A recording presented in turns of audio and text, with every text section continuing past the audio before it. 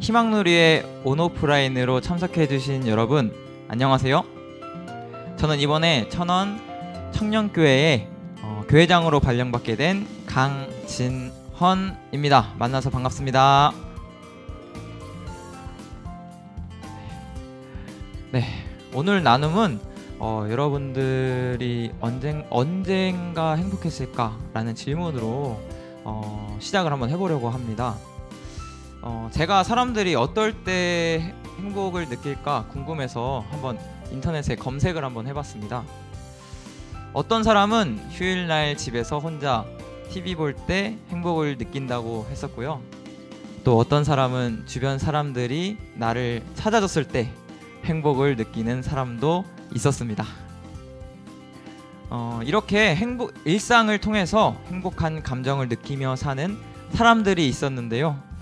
저도 언제 가장 행복했을까 생각을 해보니까 바로 꿈을 갖게 된 때 시작 전부터 행복의 감정을 느끼게 됐던 것 같습니다. 저의 학창시절 중 고등학생 시절은 꿈도 목표도 없었던 시절이 있었는데요. 고등학생 시절 저는 처음으로 친구들과 노래방에 가게 된 적도 있었습니다.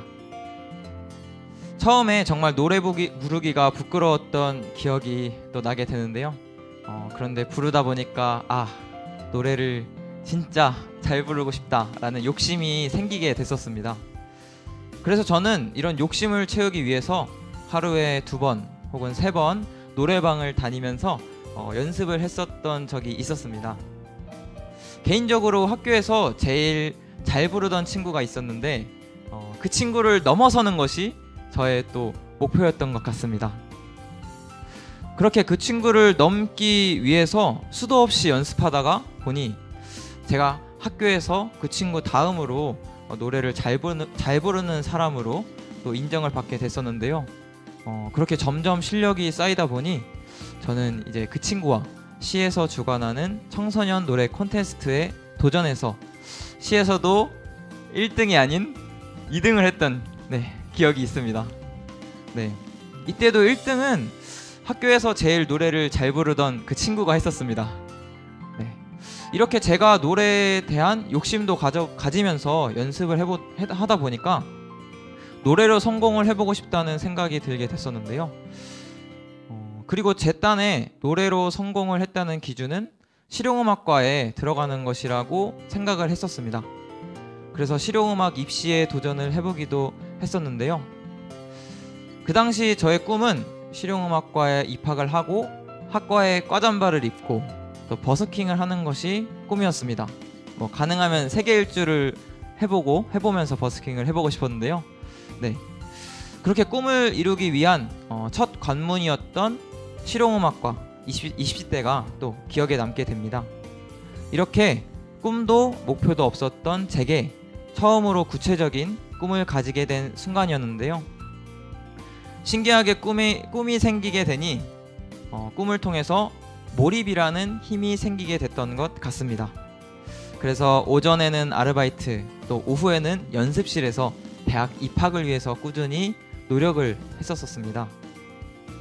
사실 현실적으로 음악으로 대학을 간다는 꿈에 있어서 주변에 반대가 또 많기도 했었는데요.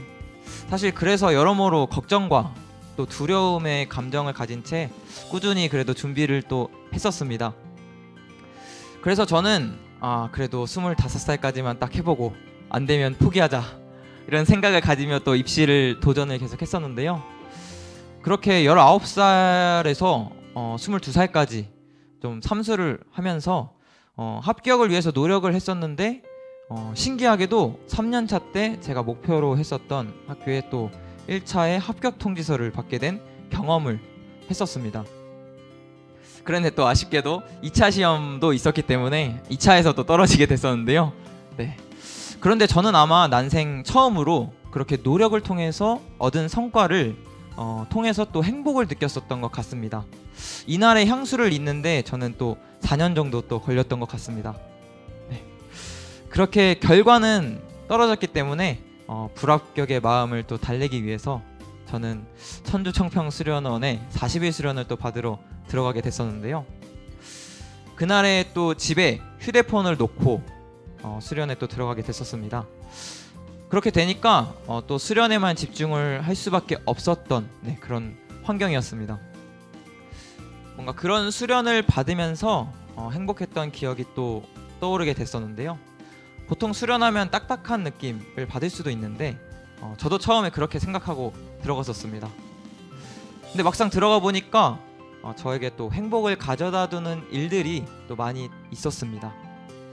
수련 중에 기억에 남았던 일은 그곳에 온 브라질 청년들을 보고 자극을 받았던 기억이 있는데요.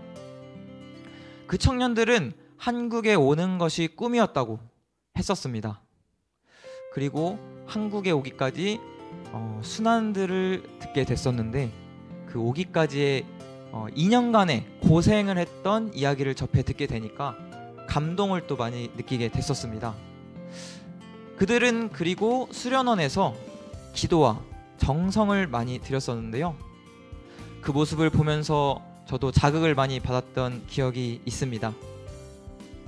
그래서 수련을 받으면서 제가 지금까지 꿈꿔왔던 길이 혹시나 틀리진 않았었을까라는 생각이 들었었고, 그래서 저는 그곳에서 앞으로의 길을 찾기 위한 기도를 드렸었습니다.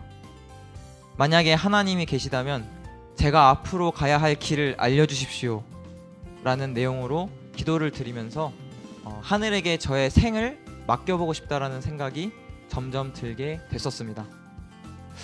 그렇게 수련이 끝나고 제가 처음 제대로 꿈을 위해서 도전했었던 노래에 대한 기반이 신기하게도 노래로 활동을 시작하게 됐었던 것 같습니다. 너무 신기한 건 거의 노래로만 활동이 연결이 돼서 또 더 신기했었는데요. 중간에 너무 노래로만 활동을 하게 되니까 기획에 대해서 배우고 싶어 뭔가 다른 활동을 일부러 해보기도 했었지만 역시 노래로 활동을 했을 때가 뿌듯함이 있었던 것 같습니다. 그렇게 저는 교회에서 찬양을 하면서 활동에 입문을 했었고, 점점 더 공적인 예배 찬양이라든지 아니면 찬양 기도회 등을 해보면서 내가 이 찬양을 통해서 하늘의 중보자의 자세로 임하게 됐던 것 같습니다. 그렇게 되니 찬양을 통해서 저는 신앙을 오히려 배워가는 경험을 또 했었던 것 같습니다. 저는 찬양 사역을 해보면서 마치 하나님께서 예비하신 길 위에서 올라탄 느낌을 받게 됐었는데요. 이런 말이 있었습니다.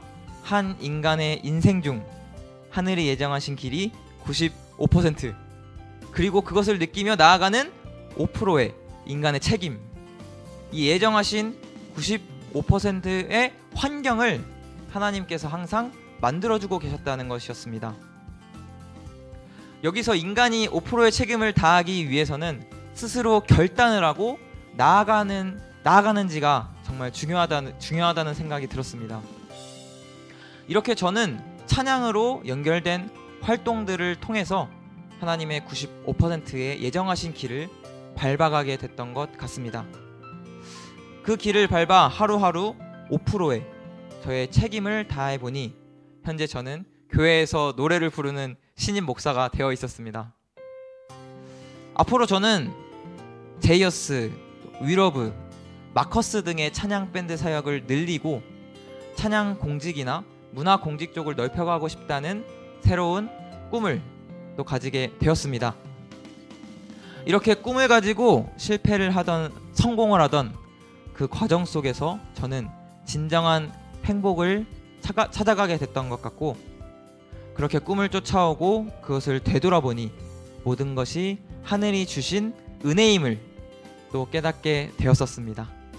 네, 이상으로 희망 나눔을 마치도록 하겠습니다. 감사합니다.